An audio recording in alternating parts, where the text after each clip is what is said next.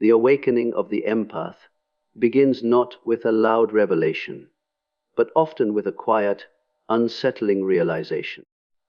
It is the moment when the empath, who has long confused the narcissist's manipulation for love, begins to see the cracks in the mask. What once felt like passion reveals itself as control, and what once seemed like deep connection is unmasked as dependency. This is not an easy truth to accept, for the empath is by nature a giver, a healer, someone who assumes good intentions even in the darkest of places. But when the illusion collapses, it collapses completely. The empath recognizes that their endless forgiveness has not been met with gratitude, but with entitlement. Their compassion has not softened the narcissist, but has instead fed their hunger. And here lies the danger. For once an empath sees the game, they cannot unsee it. Their intuition, which once worked in the service of the narcissist, now works against them. They begin to perceive patterns that were previously invisible, motives that were carefully hidden. This shift marks the beginning of the end for the narcissist's control. Because the most dangerous thing to a manipulator is the person who finally sees through the performance. The empath's greatest challenge has always been their own nature, the instinct to give, to heal, to carry the burdens of others, as if by doing so they could restore balance to a broken soul. For the narcissist, this becomes an endless well to draw from, a source of energy they exploit without ever replenishing. But when the empath reaches a point of clarity, there is a profound shift, the realization that compassion without boundaries is not love, but self-destruction. They begin to see that true empathy must first be directed inward, toward the self they have neglected in their devotion to another. This is not selfishness, it is survival.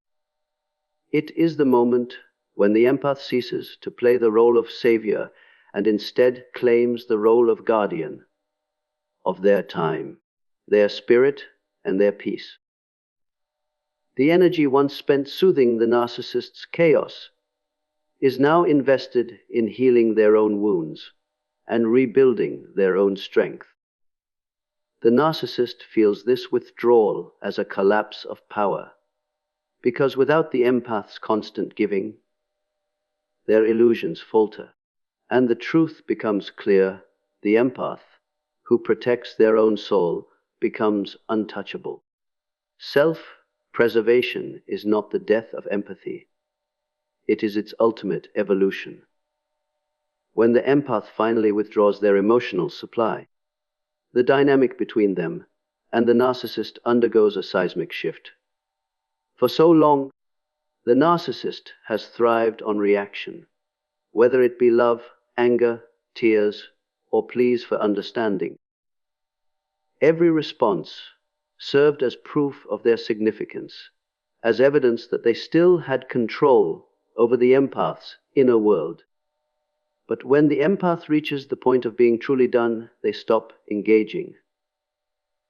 They no longer argue, no longer justify, no longer defend. Their silence becomes louder than any words ever spoken, because it signals a radical truth. The narcissist no longer matters. This absence of reaction is not indifference born of apathy, but of clarity. The empath sees that to feed the narcissist with emotional energy, positive or negative, is to remain entangled in their web. By refusing to play, the empath collapses the game itself. The narcissist, deprived of the fuel that sustains their identity, begins to unravel. It is here that the balance of power shifts entirely, and the lesson is unmistakable. The greatest act of strength is not in confrontation, but in refusal.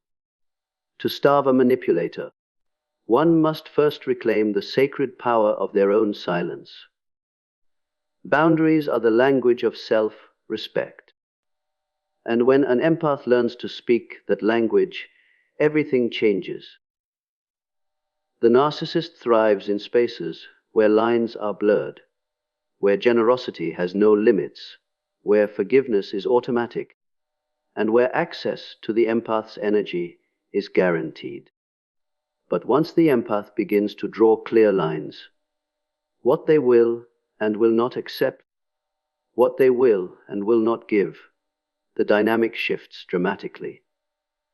For the narcissist, a boundary is more than an inconvenience. It is a direct threat to their illusion of control. What makes this shift so dangerous to them is the empath's calm detachment. A boundary does not require rage or hostility. It requires only clarity and consistency. When the empath says no without guilt, when they walk away without explanation, when they refuse to be baited into chaos, the narcissist is confronted with a reality they cannot manipulate. In that moment, the mask slips, because boundaries force them to face what they fear most, their own emptiness. And so the empath learns that the simple act of standing firm is revolutionary. To say, "This is where I end, and you cannot cross," is to reclaim sovereignty over the self. Boundaries are freedom. Pain has a way of shaping the empath in ways the narcissist can never anticipate. What was meant to weaken them instead becomes the very source of their transformation. Every betrayal, every dismissal, every cruel manipulation leaves an imprint, but not one that breaks the empath's spirit. Instead, it forges resilience. The empath begins to understand that suffering, when consciously faced, is not merely something to endure. It is something to be transmuted. They take the raw material of their wounds and turn it into wisdom. They see through patterns of deceit, recognizing them not as isolated acts, but as predictable strategies of control. This transformation is a kind of alchemy. The very sensitivity that once made the empath vulnerable now becomes a sharpened awareness. Their intuition, no longer clouded by hope or denial, cuts directly to the truth. And this clarity strips the narcissist of their greatest weapon, deception. What the empath once absorbed as chaos, they now observe with detachment. They refuse to carry what does not belong to them. In the end, the empath discovers that their deepest pain was never a prison. It was a doorway to power. True strength is born the moment suffering is given meaning. For the narcissist, nothing is more terrifying than the empath who has stepped fully into their power. This is the moment when every tactic, manipulation, gaslighting, silent treatment, loses its effect. The empath is no longer searching for validation, no longer craving approval, no longer trying to heal what cannot be healed. Instead, they embody a calm independence that the narcissist cannot touch.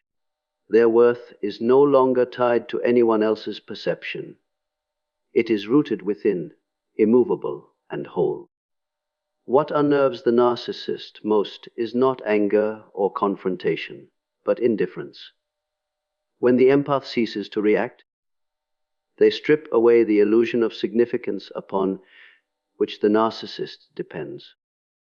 To be invisible to the one they once controlled is unbearable, because it forces them to confront the emptiness they have spent a lifetime avoiding.